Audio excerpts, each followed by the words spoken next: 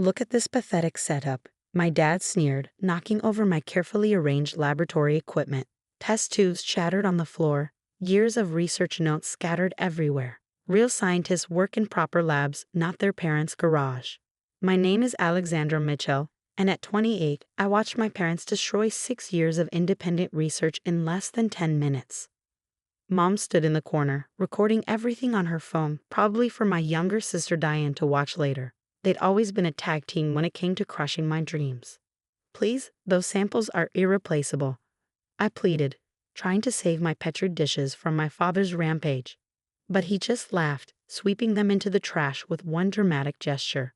Irreplaceable? You're growing moss in our garage, Alex. This isn't science, it's embarrassing. He turned to Mom, grinning. Can you believe we paid for her PhD for this? I had discovered a unique strain of Arctic moss with potential medical properties. 6 years of research, countless sleepless nights, all funded by my own savings after I refused to work for the big pharmaceutical companies my parents wanted me to join. We're selling the house, Mom announced, still filming. Diane needs the money for her fashion brand launch. You have 3 days to clear out this. She wrinkled her nose. Laboratory. And find somewhere else to live. The house they promised would be mine. The house where I built my research facility, carefully designed to maintain the precise conditions my specimens needed. The house they'd sworn I could keep when they moved to their beach condo. You can't do this, I said, my voice steady despite the chaos in my chest. I have a contract. You signed the house over to me last year. Dad's smirk widened. Check again, sweetheart. The contract was never filed. Just a little oversight. He made air quotes around oversight. Besides, Diane's business will actually make money, unlike whatever this is supposed to be. Mom zoomed in on my face, probably hoping to catch tears, but I wasn't going to give them that satisfaction. Not anymore. Well, she prodded, aren't you going to throw one of your tantrums? Instead, I pulled out my phone and made a call. Dr. Patel, it's Alexandra. Remember that offer? I accept. Yes, I can start immediately. My parents exchanged confused looks. Dr. Patel had been trying to recruit me for a classified research project for months. I'd hesitated, not wanting to leave my independent work. But sometimes the universe has other plans. Pack your little plants, Dad mocked. Maybe you can grow them on your apartment balcony. If you can afford an apartment. I walked to my main research station, the one they hadn't reached yet. 6 sealed containers, each holding the most promising specimens. You know what's funny? I said, carefully packing them into my specialized transport case. You never once asked what I was actually researching here. Because it doesn't matter, Mom replied, finally lowering her phone.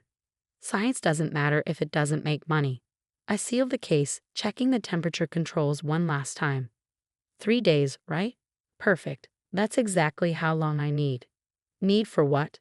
Dad demanded, his satisfaction faltering at my calm demeanor. You'll see, I replied, heading for the door. Oh, and Mom, make sure you keep that video. You're going to want proof that this happened. Where are you going? She called after me. To pack my things, and to make some calls. Don't worry about cleaning up the lab. My team will handle it. I paused at the doorway. And Dad? Real scientists don't work from home. Tell that to NASA. I left them standing in the chaos they created, my most important research safely in my arms. They thought they'd crushed my spirit, destroyed my work. But they'd actually done me a favor. Sometimes you need to lose everything to gain something greater. Dr. Patel's project wasn't just any research opportunity. It was a chance to take my work to a level my parents couldn't even imagine. In 3 days, they'd understand exactly what they failed to break. But first, I had some preparations to make. The next morning, a fleet of official vehicles pulled up to our house.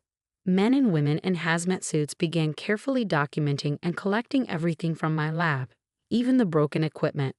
My father stormed out, face red with anger. What is this? You can't bring these people here, he shouted, trying to block their path. A tall woman in a crisp suit approached him, holding up her credentials. Sir, we're with the International Space Research Division. This laboratory contains classified materials. Please step aside. Mom came running out, phone ready to record again. But another agent stopped her. Mom, this is a classified operation. No recordings allowed. In fact, I'll need to delete your video from yesterday. My video? You can't do that. Mom clutched her phone protectively. Actually, we can. This falls under national security protocols. The agent held out her hand expectantly. I watched from my car as they secured the area. Dr. Patel stood beside me, reviewing the preliminary reports. Your Arctic moss strain is remarkable, Alexandra. The resistance it shows to extreme conditions. It's exactly what we've been looking for. I know, I said quietly. That's why I was so careful with my research. The applications for long-term space missions are incredible. A commotion drew our attention. Diane had arrived, designer handbag swinging as she marched toward the house. What's going on? We're supposed to be meeting the real estate agent today.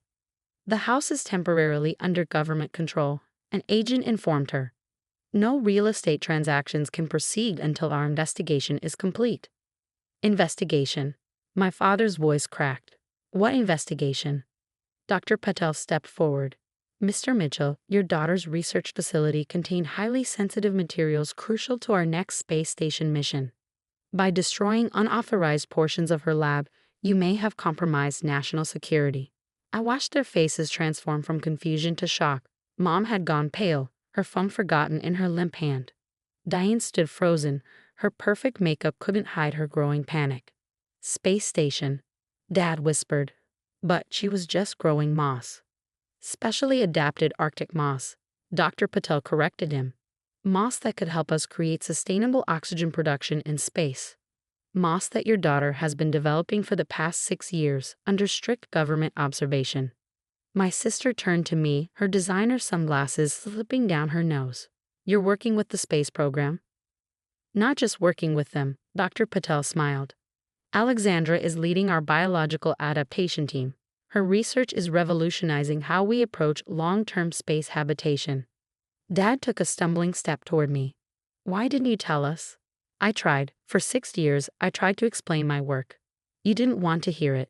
You were too busy filming my failures and planning to give away my house. But, Diane's business. Mom started weakly. We'll have to wait, the agent cut in. This property is now under federal protection. Nobody's selling anything. I turned to Dr. Patel. Is everything secured? He nodded. The samples are safe.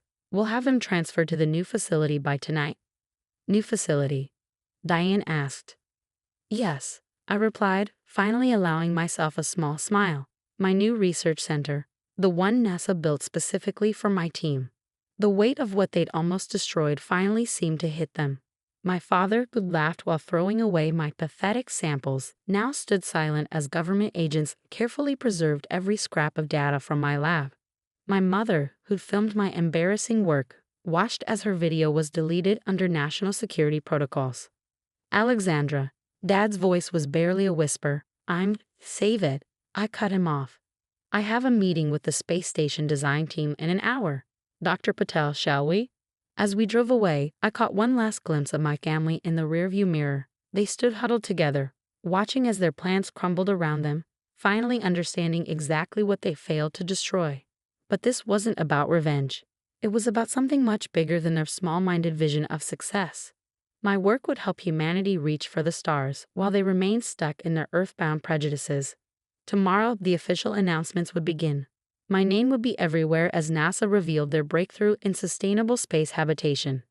But today, watching my parents' world shatter like the test tubes they'd broken was satisfaction enough. Dr. Patel glanced at me as we turned onto the highway, ready to change the world.